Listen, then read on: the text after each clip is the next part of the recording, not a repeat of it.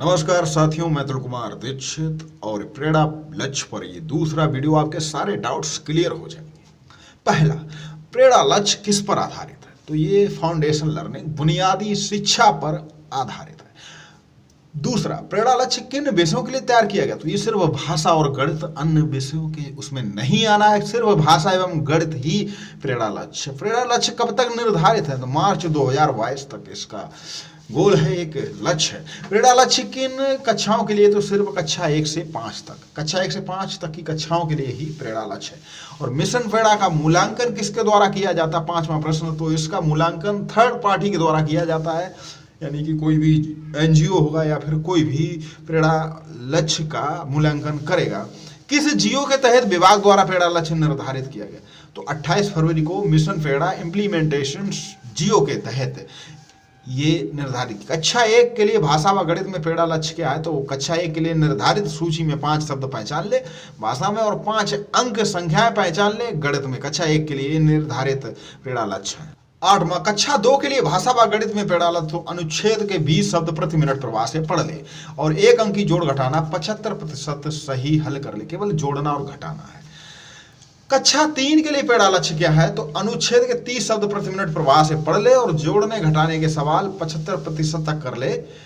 ये हासिल वाले होने चाहिए। कक्षा 4 के लिए प्रेरणा लक्ष्य, तो अनुच्छेद में 75% प्रश्नों को हल कर ले और गुणा के 75% प्रश्नों को सही हल कर ले, वो गणित में। और कक्षा 5 के लिए 75% अनुच्छेद, बड़े अनुच्छेद को पढ़कर, कक्षा 4 में छोटे, कक्षा 5 में बड़े अनुच्छेद को पढ़कर 75% सही कर ले और गणित में भाग के जो प्रश्न है वो 75% सही कर ले।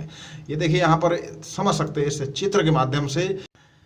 भाषा के लिए जो कक्षा 2 का है, 1 का तो 5 शब्द पहचान ले, 2 का 20 शब्द पढ़ ले, कक्षा 3 का जो 30 शब्द पढ़ ले और 4 का छोटे अनुच्छेद के 75% सही कर ले और बड़े अनुच्छेद के 5 का 75% सही कर ले। उसी तरह गणित में जो कक्षा 1 का है 5 अंक पहचान ले, कक्षा 2 का है 1 अंक की जोड़ घटाना कर ले 75%, कक्षा 3 का है जोड़ घटाना हासिल कर ले, हासिल वाले 75%, और कक्षा 4 का गुणा के 75% और 5 का भाग के 75%। प्रेरणा सूची क्या है? इसमें बड़ा कंफ्यूजन रहता है। प्रेरणा सूची, प्रेरणा तालिका, प्रेरणा लक्ष्य। तो प्रेरणा सूची में कक्षा 5 तक की प्रत्येक कक्षा के हिंदी व गणित विषय के उप विषय टॉपिक्स दिए गए, उनके संगत दक्षताएं कि कितना सीखना है। और प्रेरणा सूची में कितनी दक्षताएं दी गई? तो 1 से 3 तक 14 दक्षताएं और 4 से 5 तक 16 दक्षताएं। 14वां, प्रेरणा तालिका हमें क्या बताती है?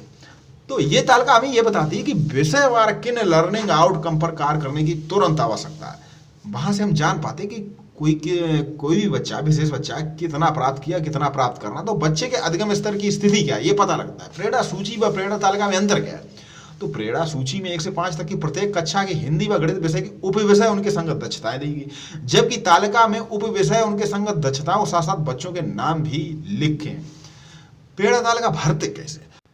देखिए, प्रत्येक बच्चे के सापेक्ष उस लर्निंग आउटकम में जिसमें बच्चे ने 3 अंक 100% प्राप्त किए, सही का निशान लगाते हुए उस महावर्ष को भर देते हैं।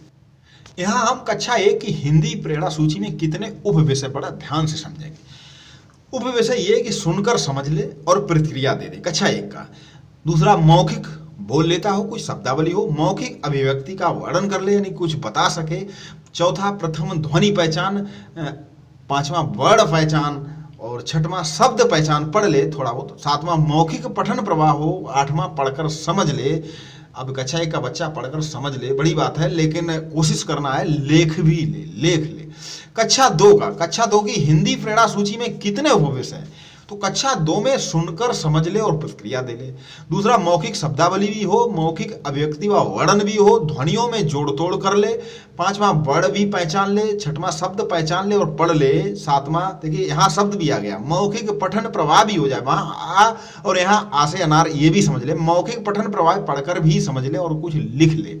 कक्षा 3 की हिंदी प्रेरणा सूची में तो सुनकर और समझ ले, प्रतिक्रिया दे दे, मौखिक शब्दावली भी हो, मौखिक अभिव्यक्ति का वर्णन भी कर ले, शब्द भी पहचान ले, पढ़ ले, मौखिक पठन प्रभाव हो, ठीक से पढ़ ले, अटक अटक के ना पढ़े, ठीक से पढ़े, पढ़कर समझ ले और लिख भी ले, लेखन भी कर ले।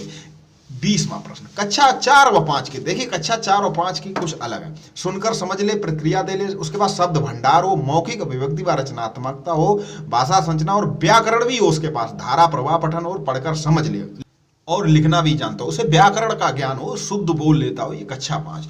तो इजाजत दें और फिर मिलते हैं किसी ऐसे ही शैक्षणिक वीडियो के साथ, तब तक के लिए आप सभी को नमस्कार।